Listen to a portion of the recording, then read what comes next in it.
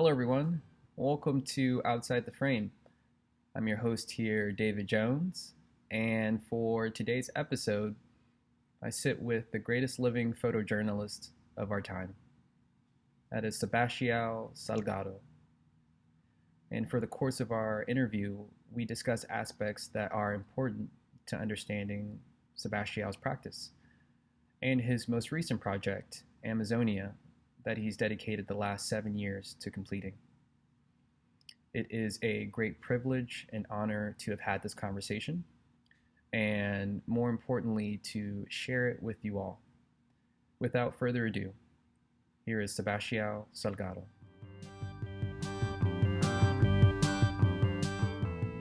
Good afternoon, Sebastião. Thank you for joining us today. Good afternoon, David. How are you? I'm good. How are you? I'm okay, boy. Here inside our home in Paris, and little isolated, in this difficult moment that all humanity is living it, and with a huge hope that you can have the best days, better days in a very next future. Right. I think these circumstances for some of us have allowed us to reevaluate what's important to us and to take each day as it is and take it day by day.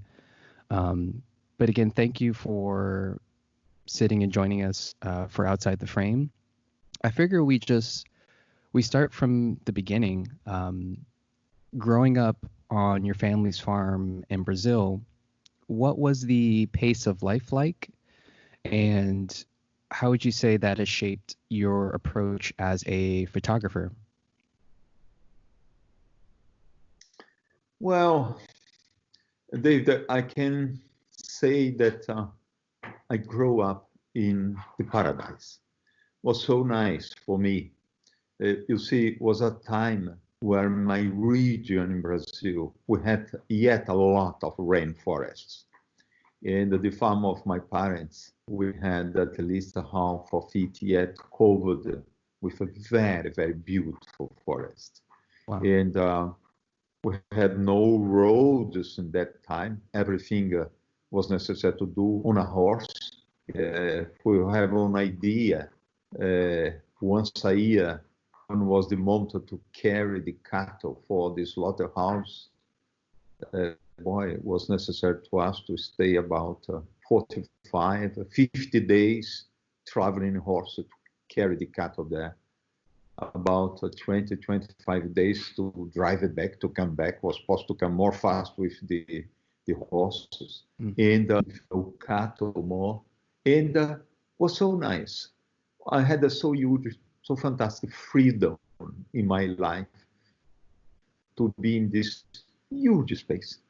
And you see, today, when I see the kind of images that I do, the kind of photographies that I do, my composition, the importance of the landscape, the importance of the skies, the clouds in my pictures, I'm 100% sure that came from there.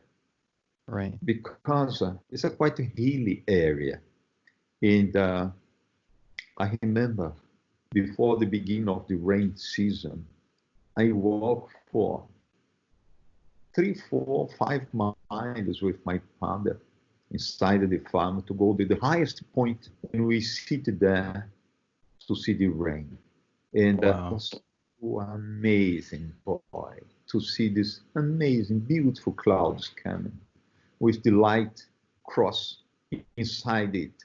See these mountains, long distance view, and was so nice that stay inside myself. And today, I'm 100% sure when I press the button of my camera, all this heritage, this visual heritage, this emotion that I had when I was a child, I believe that come inside is part of my visual work, my sentiments. Absolutely. And speaking of visual heritage, I think, is such a brilliant way to phrase that. Could you talk about some of your mentors in photography that helped shape your understanding of the medium as you began to photograph?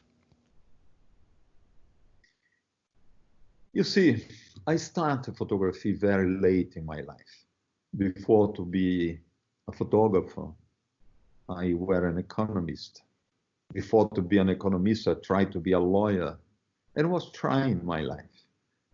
And I work as an economist. I travel in Africa doing missions together with the World Bank in identify economic development projects. And just the day that I became a photographer. And I had no chance, like majority of photographers had, to go to a school to learn photography, to learn composition, to learn how to expose a film. I started by my own. My wife was a student of architecture. She bought a camera to do pictures of architecture. And for the first time in my life, I look through a viewfinder of a camera. And from this moment, my life completely changed. I started to see that was possible, to materialize, to freeze the moments that I thought that were important, that were moving, that were amazing, that were beautiful. It was possible to have this in image. It was a miracle for me. And from this moment, my life completely changed. I started to see a lot of paintings. There is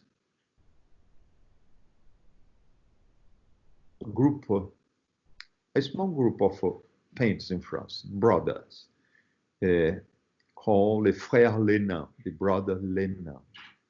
I love the work of these guys, the composition of this painter, the light of this painter. And I started to see, to look a lot of museums, to look the composition of these painters that were the most perfect compositions. These guys, to do their frame, to do their paints, they have 2, 3 months, 6 months, sometimes years to do something. That means they can have a completely equilibrated, well-done composition. And I saw that in photography was possible to materialize everything that I saw inside a completely calibrated frame, completely amazing lights.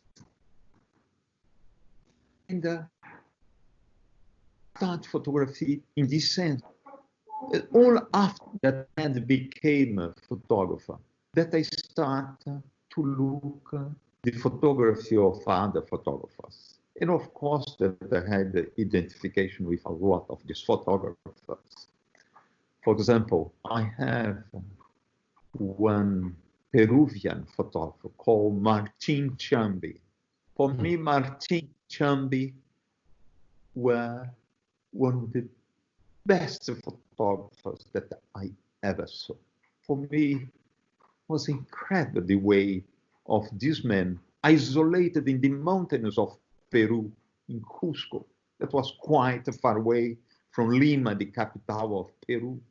This guy isolated there, he did amazing photographies. I love the work of Martin. When I see the work of British photographer, that with Cartier-Bresson, Robert Capa, and David Simmons, they created together Magnum. Right. The work of George Roger, for me, was amazing. The work of Walker Evans. I love the work of Walker Evans. You see, there is so many photographers that I love their work, that I saw their work, not to learn something from them, because photographers cannot learn from another photographers. When a photographer made an intervention, he made intervention with his soul, with his heritage, with his ideology, with everything that bring him in this fraction of a second to materialize a picture. I started to see the photography of these people as a way of life, as a way of work, you know, how they dedicate all their life in looking for their photography. And that for me was incredible. Cartier-Bresson, when I started photography, the first photographer that I met was Cartier-Bresson. Wow. I were economist, work in London. We came back to live in Paris, my wife and myself. We had a little bit of money because I were an economist. I made good money. I knew that I wished in this moment to become a photographer. We put a lot of money beside to see if it was supposed to us to have 2-3 years, more or less, free to photograph. No, not to be very preoccupied with to raise money to live. We had a little bit of money. We hired one room. Our room had about 15 square meters. I don't know how many is this in feet, but it's not too big. It was very small. We had same no shower inside because it was necessary to make the economy of our money to dedicate my time to see if real was possible to me to become a photographer. And the lady that hired this room for us, she said, Sebastian, you want to be a photographer? I said, yes, I want to be a photographer. I'm going to try hard. I said, I have a friend that he is one very good photographer. I organize a dinner with him, with you and Lelia, my wife. And when I came with Cartier-Bresson, it was amazing to meet Cartier-Bresson. I didn't know his work. I knew in this moment who were Cartier-Bresson. And he was so nice because, you see, we became friends. To the end of the life of Henri, we became friends. After I came to Magnum, Henri was very close to Magnum. He was one of the founders. He was not more active in Magnum when I came to Magnum, but he was there all the time. And we became very close friends. And Henri had one thing amazing. Henri had a love for the planet. He had a love for the travels, for the trips. He had a huge curiosity, in the end, about the same that I had. And we became very, very good friends. You have an idea, he became friend of Henri Cartier-Bresson in the 30s. The father of this lady was the guy that was the owner of the tramway of Shanghai in China, in the times that Shanghai was divided by concessions for foreign counts. And the French had a concession. And the father of Madame Fanot, the name of this lady was Madame Fanot, he was the owner of the tramways of Shanghai. And it was the times that Henri Cartier-Bresson worked a lot in China.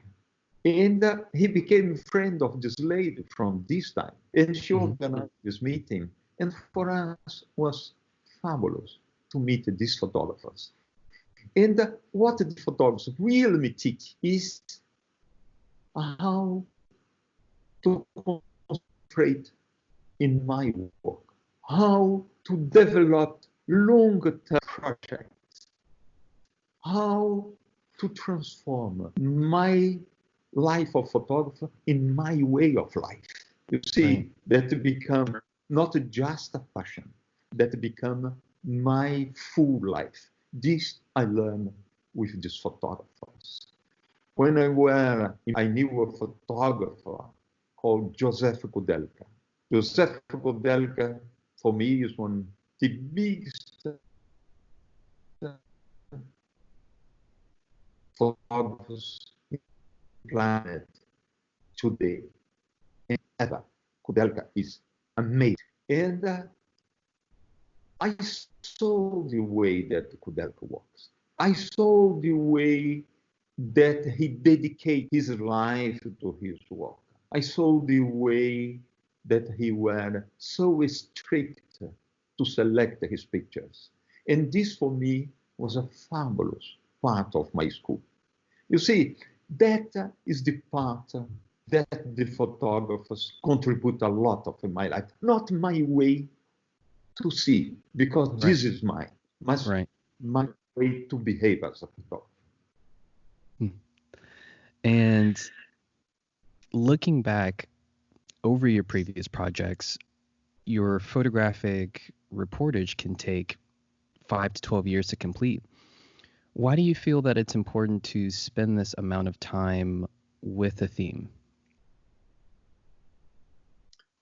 You see, when you see one exhibit, a big exhibit, as for example, I had a big show called Genesis, with about 250 pictures on it.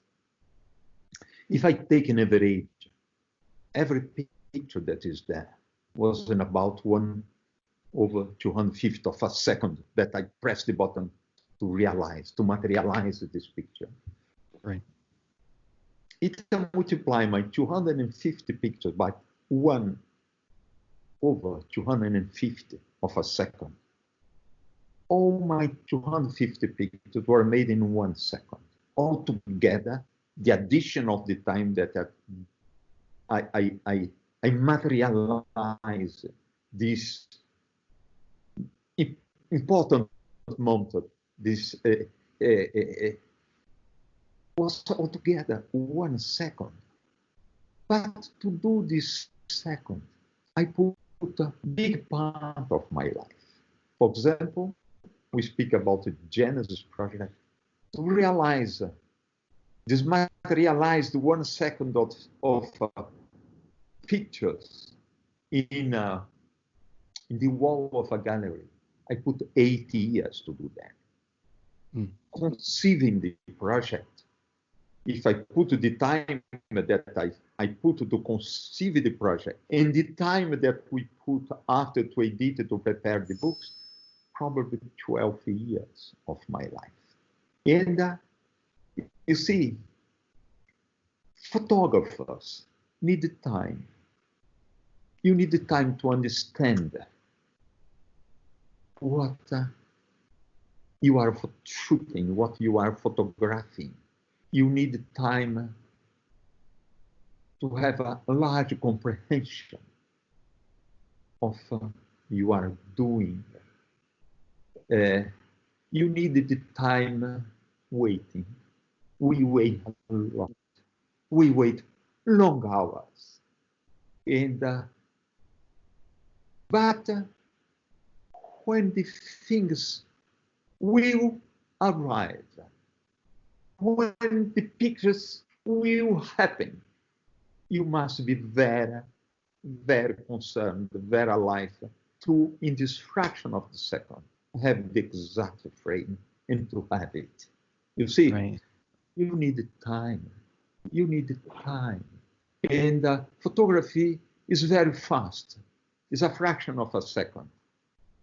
But to arrive to this fraction of a second, you must put half of your life on it to have. It's because this that I put many years. I'm just finishing now a long body of work that I did in Amazonia. I'm photographing Amazonia after 2013. I put 7 years to do these stories. You see, it's difficult to reach a tribe in Amazonia. Sometimes to reach a tribe, I need 7-8 days in a boat. Wow. And out of the planes that was necessary to get to arrive in this town or this village from where I would take the boat. Right. After when I'm close to the tribal land, The National Foundation of Indians in Amazonia do not allow me to go inside. I need to do a quarantine at least of 10 days in order to see if any disease that I'm bringing from outside will appear, because I get all the vaccinations, everything, and I have 10 days quarantine. After this, I can go inside. And you see, we need the time. Right. If there is a job that we need the time to realize, is photography. And after, you need to understand what you are doing. You need to give time when you are photographing people, that the people accept you, that you are integrated to a community. Because in the last instance, it's not the photographer that made the picture. It's the person that you are photographing that give you as a gift the picture.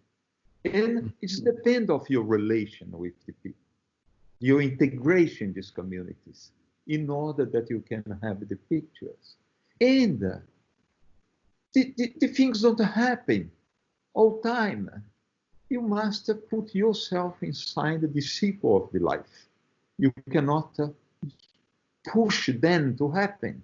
Same, you don't have a way to push the things. The things must happen that you must integrate in the phenomena. And when the phenomena happens, you integrate on it, you start to photograph, you become part of it. You need time.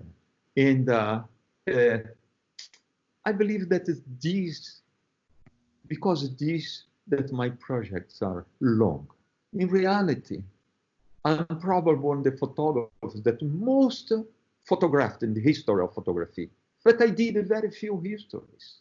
I did one history about workers that it took me 5-6 years to do it, where I traveled in more than 35 different countries. I did a long story in starvation in Africa, where I spent months and months, years with doctors out of borders to do these stories.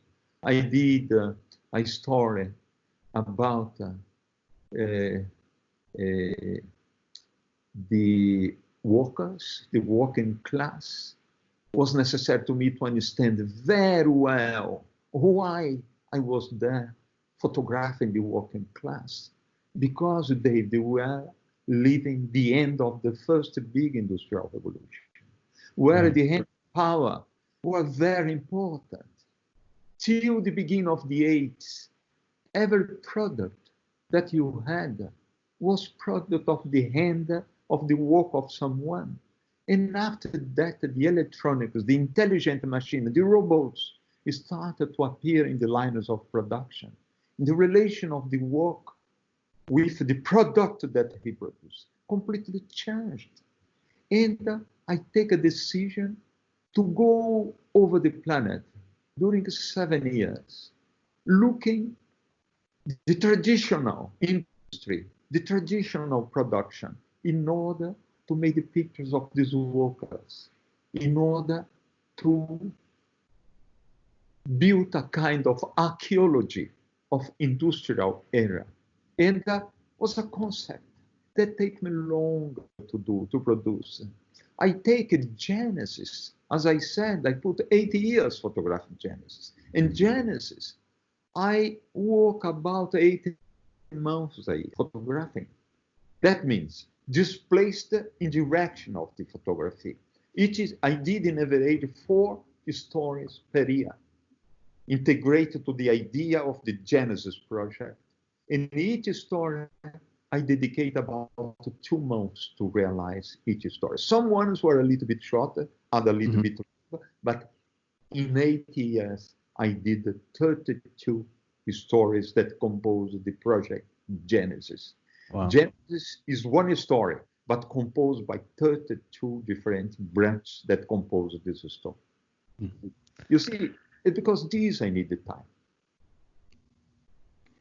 And, you know, in referencing your previous projects, you know, we can start with Other Americas, Workers, Migrations, Terra. there's a strong humanist element present. And when we arrive with Genesis, there's a shift towards celebrating the beauty of our natural world and its inhabitants, which, as you begin to also make your way through Genesis, a humanist element appears as well. Can you share what role humanism plays in Genesis, and was it at all a precursor for your new project that you mentioned, Amazonia? Well, till that I begin Genesis, I had photographed only human relations. Mhm. I photograph, I said many times that till Genesis I had photographed just one animal, us, the humans. And after Genesis, I photographed the others. And after Genesis, I photograph also the other species, the species mineral, the species vegetal, and other animal species. But why I arrived there? You see, I that produced a book called Migration. To do this story, I turned the planet during 7 years with displaced population, in people in the movement, in the people in transition, the people crossing the planet, in looking for another point of stability, looking for better life, looking for another equilibrium, because the equilibrium that they live till then broken, and was necessary to them to look for another life. And I was in the road with people during 7 years. And of course, that was necessary to me to go sometimes for the histories, very hard, very violent, as the case of the former Yugoslavia that produced hundreds of thousands, millions of refugees. It was necessary to go to Rwanda, and I participated. I was there to see this genocide. And I saw producing these pictures for migration. I saw so many violence that in the end, I became sick. I was sick. I had a depression. My own staphylococcus, my own body started to attack myself. And I was tired. I thought that was the moment for me to stop photography. I didn't wish more to photograph more suffering, more human disaster, like I saw doing my pictures in migration. And in this moment, my parents become very old, and they take a decision to give the farmer, this farm that I tell you before that I grew on it, they gave this farm for my wife, Lelia, and for myself. It's a big farm. And I take a decision, said, now I will be no more photographer, I become a farmer. I go back for the land. I born in the land, I go back for the land. The soil is very important for me. But arriving there, we find a land, a dead land, really complete dead land. Not only the farm of my parents, but all my region. To build a modern society, we live back to us a desert, an ecological desert. Everything was destroyed. Like you are in California. When I travel in California, California is a desert. We destroy all the ecosystems. The environment is a disaster.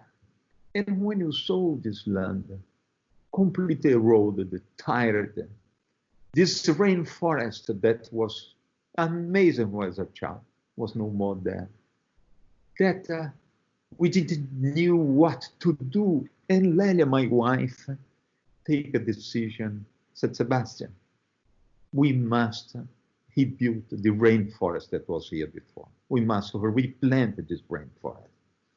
And I said, why not? And we started to mind how to do this. We get information. We get a few friends that were engineers in reforestation, and we design a project. in design a project to recuperate ecologically this slice of land. But to recuperate this slice of land was necessary to plant 2,500,000 trees of more than 100 different species, to plant only native species. And we started the project, and we started to raise money. I came many times to California, to many different parts of the United States, many different countries around the world, raising the money, because I'm not rich, I'm just a photographer. And we raised the funds. And we started to replanting, and these trees started to coming back. All the insects, all the wildlife started to come, the birds. And, well, boy, in 2 years, my life was completely changed. We had a revolution in the life. And slowly by slowly came inside me the wish to photograph again. And my wish was to see the pristine planet, to see the planet, to see the things that I had no right to see to this moment. And we designed a project with Lelia to go all over the planet, where the land, where the forests were protected yet. We're looking for the pristine planet. I came to Washington for one organization called Conservation International. That's the biggest institution for conservation of the rainforest, of the environment in the planet. And I made a research there with them. And with the World Heritage of UNESCO in Paris together, we built a project. Let's say, I go to the world to see these places. Of course, that I had no money to go for 8 years, because we calculate in 8 years, we can see a big sample of the world. And in order to do this, we conceived a project that I went for different magazines around the world. In the United States, we're Rolling Stone, and with our good friend Jan Wiener, that accepted to participate in the project, that financed part of this project, Paris Match in France, La Vanguardia in Spain, many magazines around the world, and Folha de São Paulo in Brazil. We raised the funds, and I went to see the planet. But for me, was a big interrogation. I had never photographed the landscapes before. I never photographed the other animals before. And it was necessary to me to learn how to do. But my wish was to do, the first story was to go to Galapagos. Because I'm real passionate of Darwin. And Darwin finished all the research to create the theory of the evolution of the species. He finished his trip in Galapagos. And I went in the places where I imagined that Darwin went to Galapagos. And I started to photograph the other animals, the landscapes. I had a so huge pleasure. And I discovered one amazing thing that was about the same that we need, respect that we needed to have to photograph a human being. We must respect the other species. We must try to understand the other species. And I discovered that they tell me a huge lie during all my life long. Tell that they were part of the only rational species in the planet. That's a big lie. Every species is deeply rational inside his own species.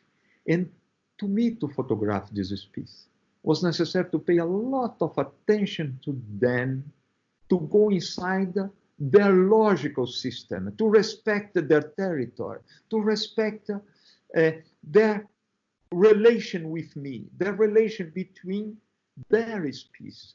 And I started to discover amazing things, and these other species started to allow me to photograph them. to be close to them. And I had an incredible pleasure to discover another life of a photographer, another way to photograph. And during 8 years, I traveled all over the planet, from Antarctica to the Arctic. But David, the biggest trip that I did was inside myself, to discover my deep relations with my own planet. And it's about this Genesis. Is for me was the biggest gift that a person can give to himself is what I give to myself, not only to myself, to Lélia, my wife also, because Lélia came in the majority of stories that I did, because to design the books, to design the shows, was necessary to come, to understand the same thing that I was understanding. And Genesis for me was, I rediscovered the other side of myself. In discussing Genesis and the journey that it was not only for what you're photographing, but for your own practice, I'm interested to hear your thoughts on what your hopes are for your new body of work with Amazonia. You see, Amazonia is the last portion of rainforest that we have in the planet. Because when you go to Borneo, when you go to Sumatra, all this is gone. We destroy. Basically, all the rainforest of Africa is destroyed. Very few portions stay.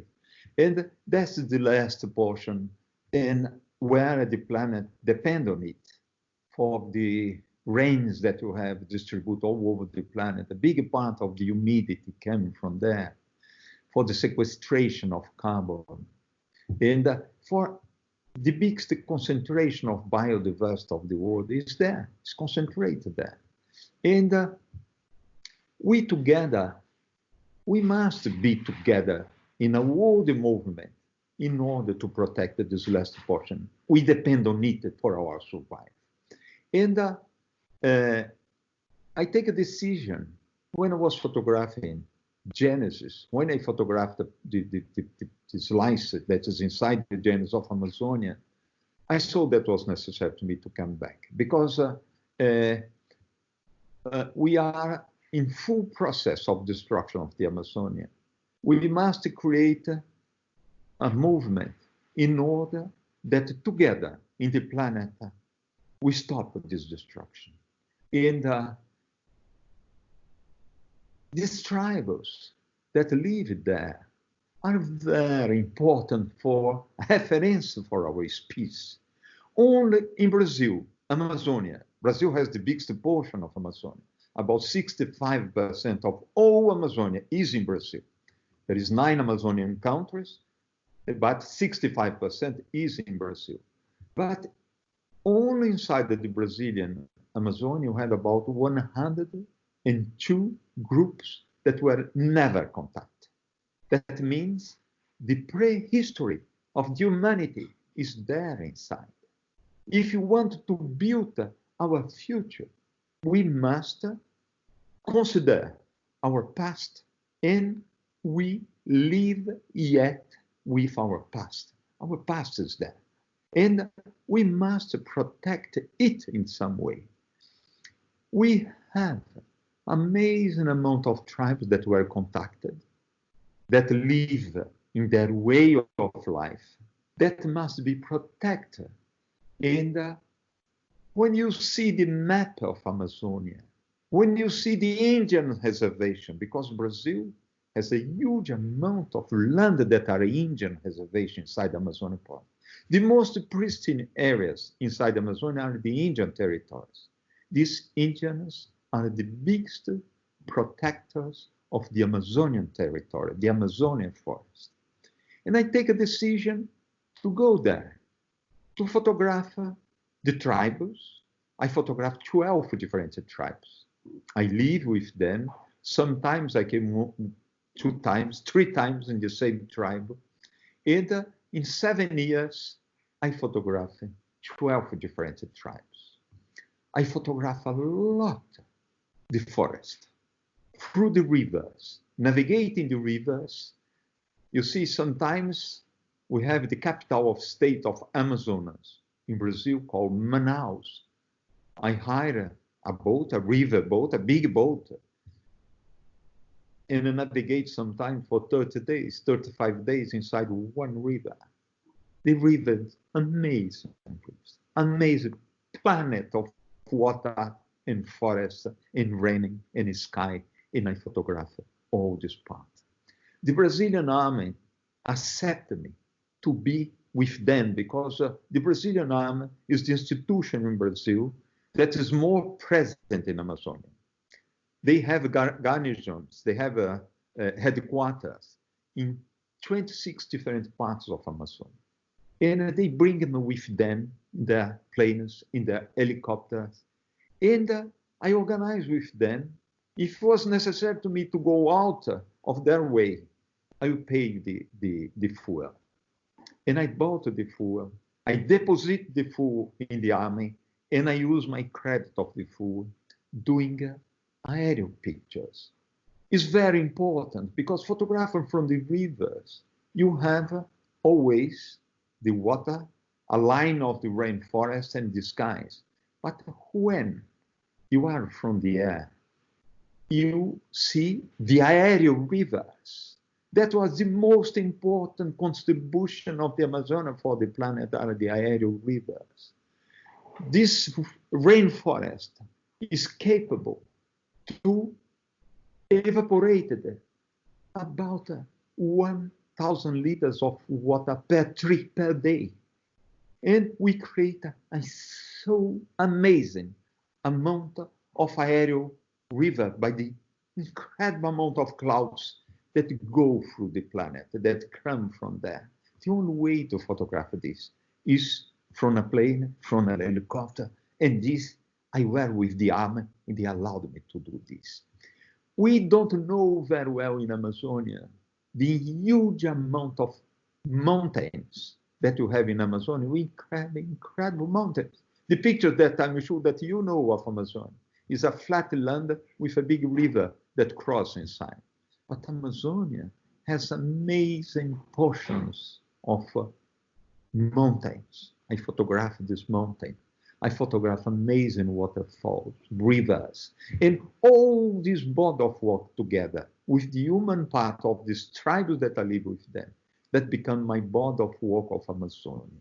What we want with these pictures?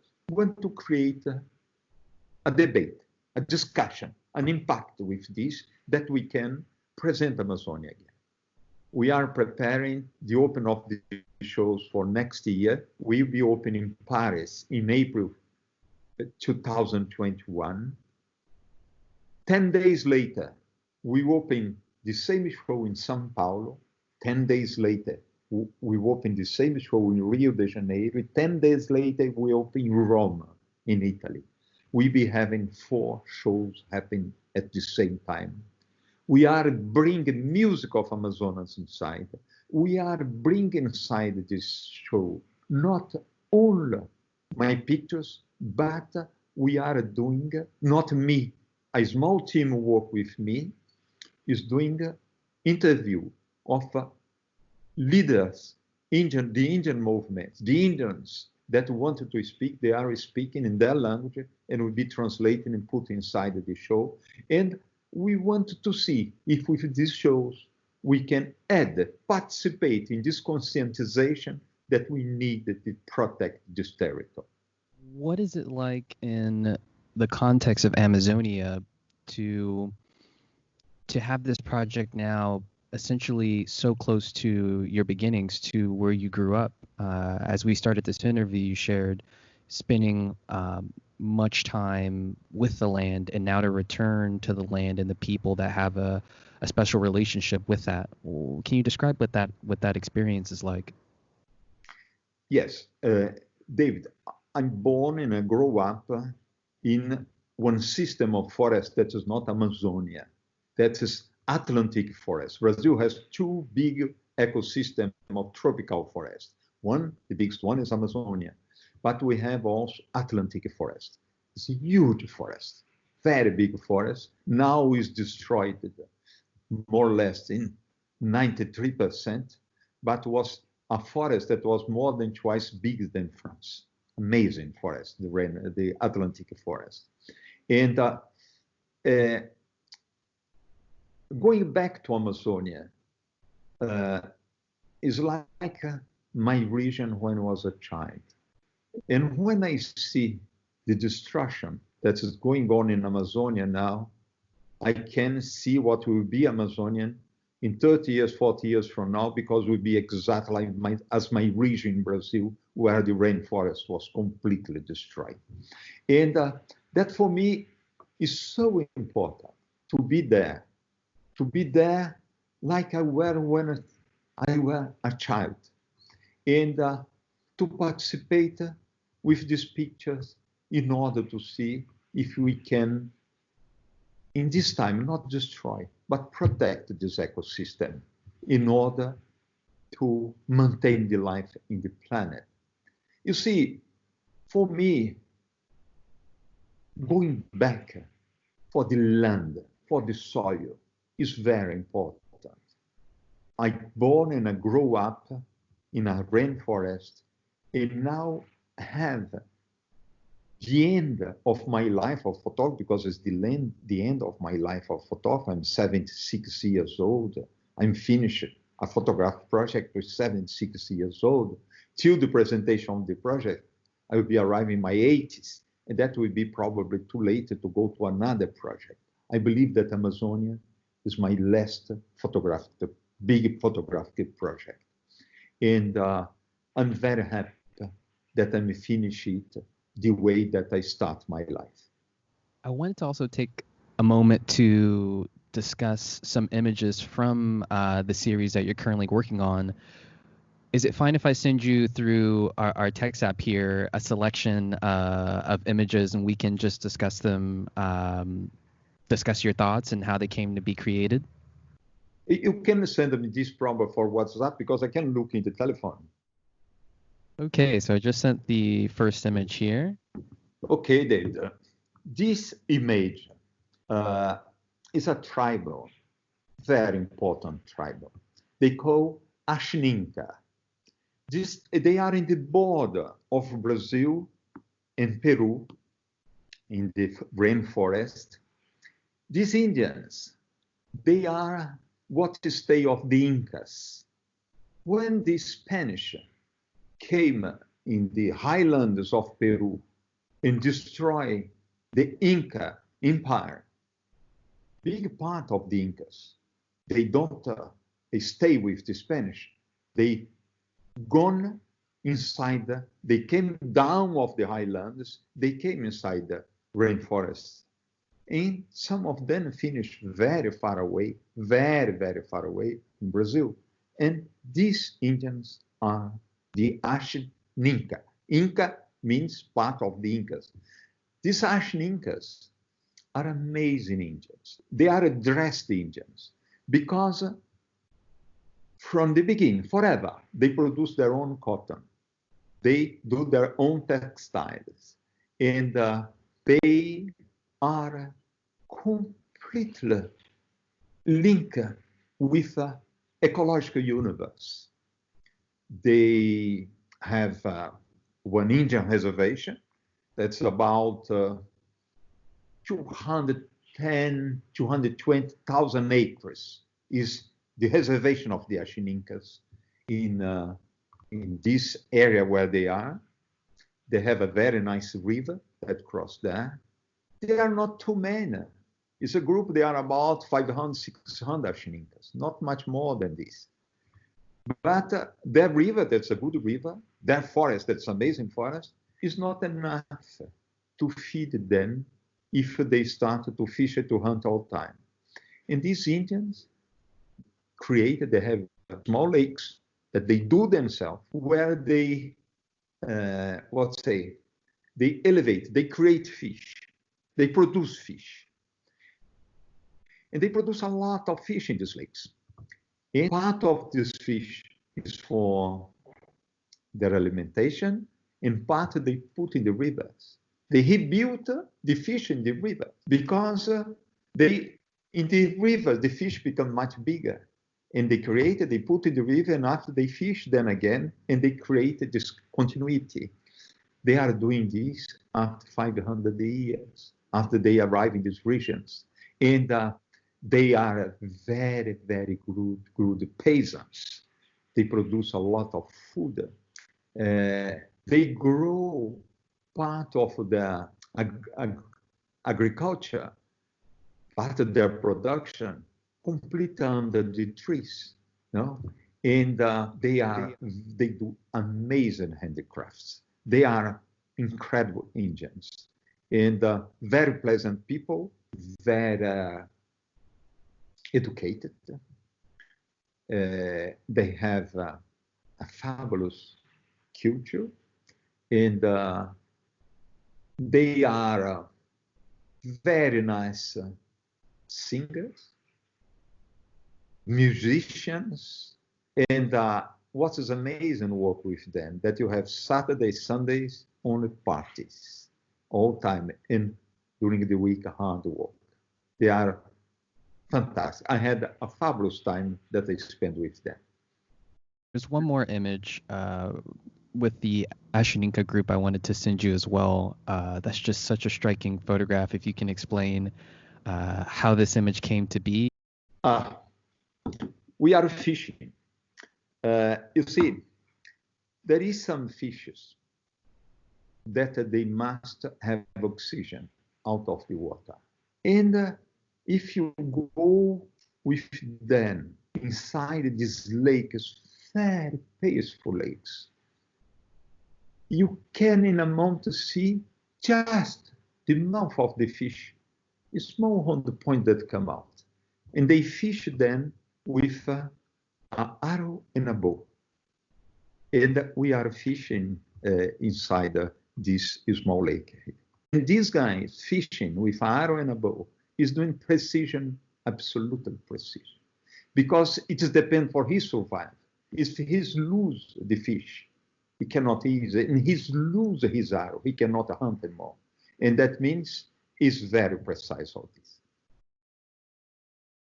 Describe to you. That's also fishing. We are fishing with this Indian, the Suruaha. The Suruaha is a very isolated tribe. They were contacted about 25, 30 years ago. Very difficult, very distant to reach that territory. And they are amazing fishermen. And here was a completely different way to fish. They get a juice that comes from a tree. They cut branches of this tree with the leaves. They come to the small river like this, and they move the branches in a way that all this juice that's inside of the tree come out inside the water. Come a little bit white juice that comes from there. This juice is not a poison. It's a chemical element that take out the oxygen of the water. And the fish that can capture the oxygen inside the water, they have no more oxygen in the water. They must come out. And they come up to get oxygen out of the water, and they capture the fish. It's because this that there are a lot of small boats, a lot of Indians capture the fish, or by hand, or by arrows, or by any way, but they are capturing the fish.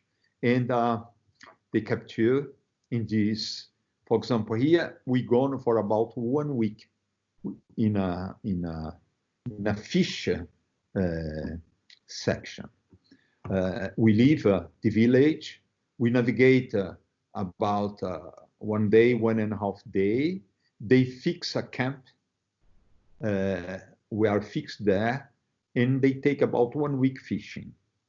They smoked the fish because it's the only way to hold the fish long. They fish a lot.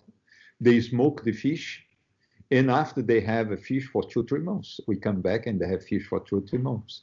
And it is so we were there fishing with this surwa. Okay, this is another tribe called Iawanawa. The Iawanawa tribe is very special. They have a huge portion of land.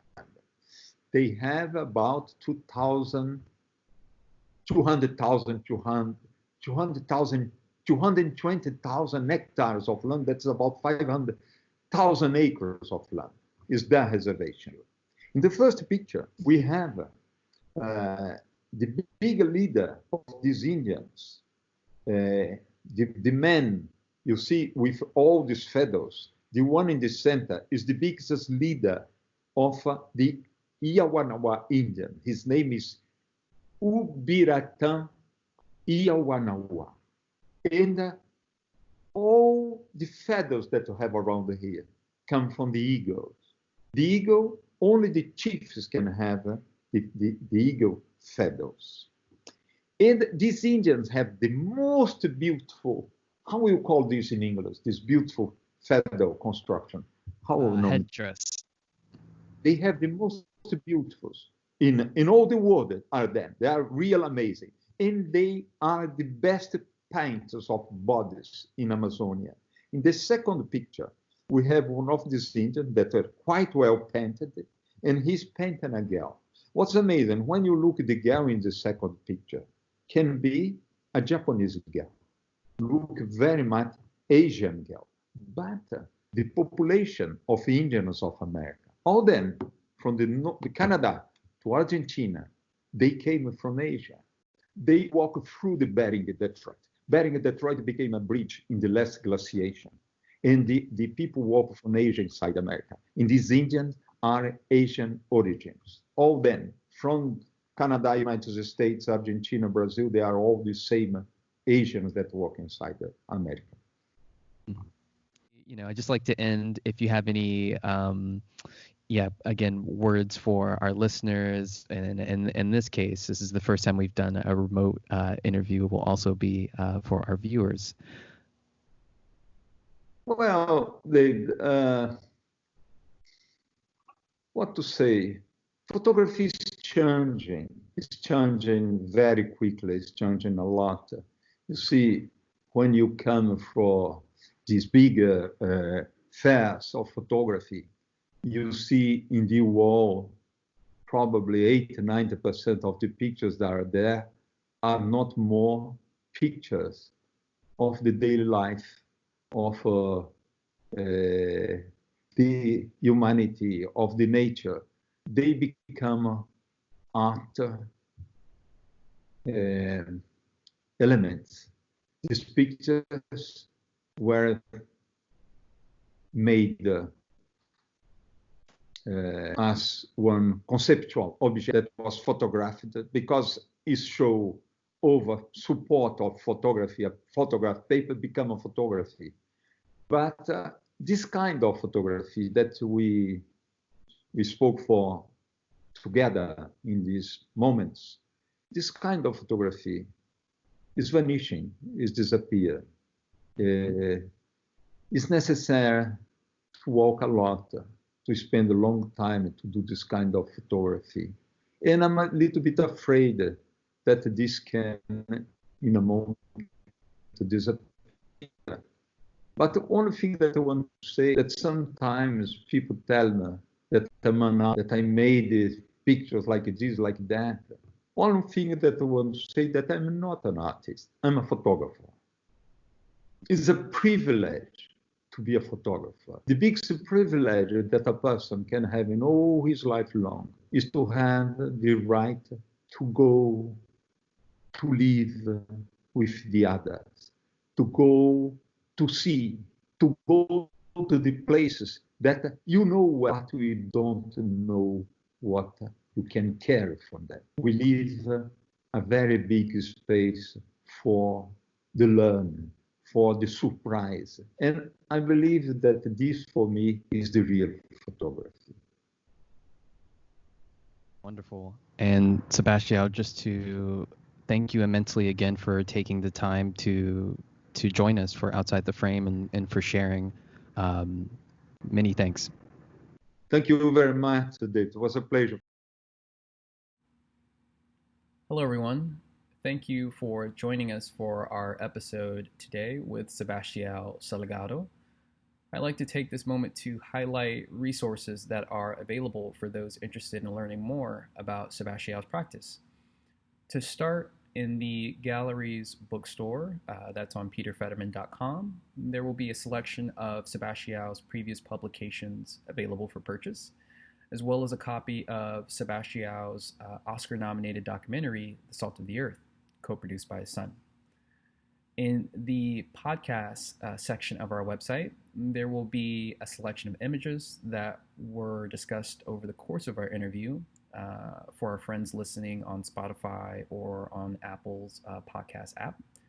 And there will also be a link to Instituto Terra to learn more about Salgado's environmental conservation nonprofit organization. Thank you all. Be safe, be well, and thank you again for joining us for Outside the Frame.